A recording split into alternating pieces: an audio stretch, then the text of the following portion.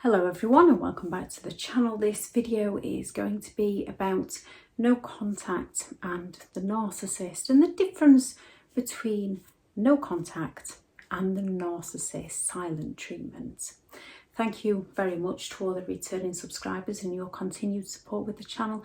If you are new to the channel, I'm Elizabeth Shaw. This channel is all about the narcissist personality disorder to give you more understanding of the people you might have been dealing with in your life, how to handle yourself around those people if you cannot go no contact, and different methods to find what works for you to help you overcome narcissistic abuse. If you do find the information helpful on the channel, please do subscribe. When it comes to doing no contact or going no contact, many people find this step incredibly challenging through their own feelings of guilt, through their own feelings of what others might perceive of them, for fear of letting go, for fear of hurting somebody else, for fear of turning into a narcissist. And sometimes when it comes to life, the easy option is to avoid those feelings, find excuses, rationalize those excuses within our minds and not go no contact. Not realizing then that that narcissist is still going to cause us pain within our life. Yet if we take that hard step of going no contact, if we make a decision that being around that person is no good for our physical well-being, our mental well-being, our financial well-being, if we make the choice that being in contact with that person brings us negativity, brings us down, hurts us, causes us pain, and make that difficult choice to go no contact, our life then becomes a lot easier because we simply no longer have to deal with them. When it comes to the narcissist silent treatment, the narcissist silent treatment is manipulation to cause you psychological pain so they can get their needs met. The difference between the two is the intentions behind the behaviour. With a narcissist, when they feel criticised in some way, when they feel like they're not getting their own way, they're going to go all out to punish you. And the silent treatment is one of their passive aggressive manipulation behaviours to punish you so that they can get their own way. They want to hurt you because they believe you've hurt them. They want you to beg and plead and make it up to them. They want you to chase them. Part of their disorder is seeking that excessive attention. So they want that attention from you.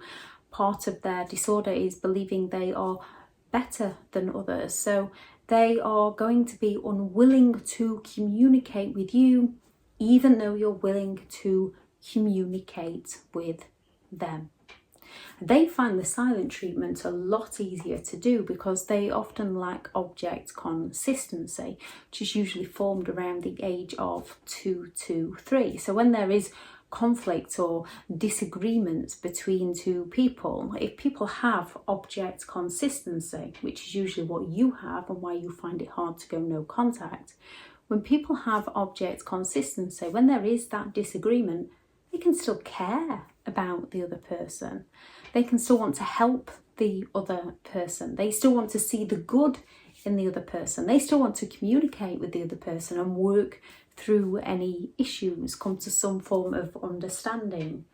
With a narcissist, they lack the empathy to care. So it's very easy for them when there's been a disagreement, when you're not complying to their demands, it's very easy for them just to cut you off. And if they've got other sources of supply, it's very easy for them to cut you off and leave you to it. As a narcissist is envious of other people, if they see you doing well again, or if they remember something that you did for them, they can try and hoover you back. With a narcissist, silent treatment. With a narcissist, discard.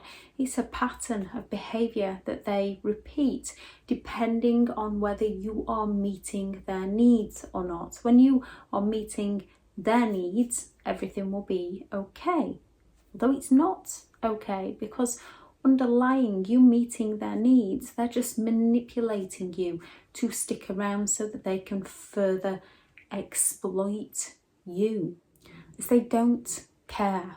As soon as you are no longer meeting their needs, they go all out to punish you. They go all out to hurt you. People who have the empathy to care about other people don't go all out to hurt people or to punish people, which is why people can struggle with no contact. When it comes to no contact, you are the one that has got to do it. You are the one that's got to take the steps to do it.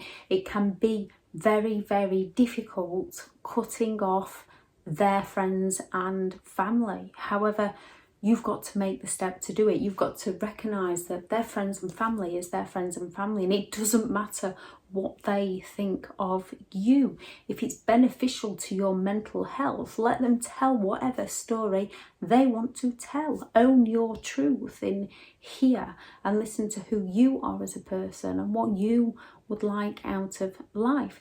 Those who are quick to walk away from you when you needed them the most are not the people that you need to be there for when they need you the most. Life is about give and take. Narcissists only give if there is something that they can take. It's very difficult cutting off narcissistic parents, as narcissistic parents often play the victim. After all I've done for you, you'll lose your inheritance, or those threats that they put in there to keep you trapped in the dynamics of a family unit that isn't healthy for you. And if that family unit doesn't want to recognise that that's an unhealthy dynamic, that's on that family unit. It's up to you to break the generation and go your own way and treat your own family, treat your own children, treat your own spouse, treat yourself better than your family treated you. It's not easy cutting off siblings that you grew up with. They were your first friend, especially if you've got children and they've got children and there's the nieces and nephews that are friends. And the problem is the rest of the family can be very genuine, caring people. But if being around the narcissist brings you down, you have to step away. It is on a disorder. It is on a spectrum. So there will be those where you will have to go no contact with, and only you can do it. You have got to reach that point where the pain hits, you make a choice and you roll with that choice. And then you make choice after choice after choice to stay no contact, to count down the days, to reward yourself after so many days, and to keep going and keep going, and remind yourself that every time you've broken no contact, every time you've forgiven them, where has it got you? Straight back round. It just cycles round and round and round with a narcissist. There are those where once you've got a hold of your emotional health, once you can recognise their manipulative techniques, once you can recognise their behaviour, you can learn to disarm them. You can learn to put that invisible shield up, observe their behaviour and deflect it away from you. There is those where you can do grey rock and you can spend limited time around. So if there's a family event coming up, you can still go and do your best to limit contact with that narcissist and spend time with the family members who you are there to see, because you care about those family members. Doesn't mean you don't care about the narcissist. It means you don't care for how they treat you or how they treat those around you. So when it comes to the silent treatment and no contact, it's all in the intentions behind the behaviour. You going no contact does not make you a narcissist. You need at least 5 of the 9 characteristics to be a narcissist.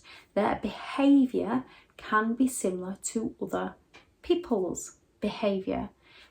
Without at least 5 of those 9 characteristics, the behaviour alone doesn't make someone a narcissist. It's the intentions behind that behaviour, which is often shown through a repeat pattern of behaviour. It's often shown through how easy it is for them to cut people out of their life on a continued basis, and then pick people back up to cut them back out, to pick people back up to cut people back out, to gossip about those people, to sabotage those people, to bring those people down. Yes, once people become aware of the narcissist personality disorder, some can realise that they've been around quite a few in their life and can start cutting off quite a few people, and it can feel pretty scary and it can feel pretty lonely. However, they've got to a point where they've realised that the pain of being around those people is no longer worth it. So they've got to make the choice of the painful decision of cutting those people out of their life, to leave those people to go and live their life and not go back to those people, not try and help those people, because those people would not help them. And then they're going to put in the self-work to make life better for themselves and surround themselves with genuine people who care for them as they do the people around them. It doesn't matter what other people think of you. With good intentions, there is no wrong way or right way to live your life. There is only your way, and at some point you have to stand up and do what is right for you and not what is right for those who continue to hurt you. I shall add in the description the video I did last year about the difference between a narcissist behaviour and our recovery process, because there is a few similarities between the behaviours, and again it's the intent behind those behaviours. If anyone has any advice on what helped them go no contact, please add that into the comments. I shall add the video on the steps to do no contact in the description also, and the video on the narcissist silent treatment, as that they explain more about each of these. Thank you very much for listening. Go out there and create the day that you deserve, because you do deserve to have an amazing day. Bye.